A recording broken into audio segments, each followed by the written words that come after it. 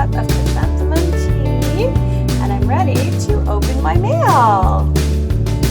The package.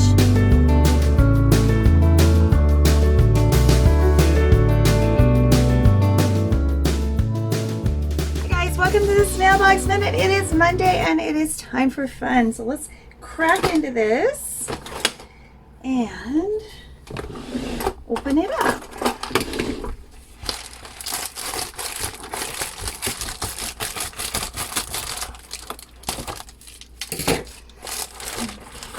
What have we got here? Oh, we've got some molds. Ooh, we're gonna see both of these in the October files, I hope. This one might come in later in the November files. Super fun, super fun, super fun. We've got Pennywise and Jack the Pumpkin King. So much fun, so much fun. I hope you come back and see me create with these. Happy holidays. I'm gonna go a little crazy with Soaptober this year, and it's gonna be so much fun. So I hope you enjoy it. Bye for now.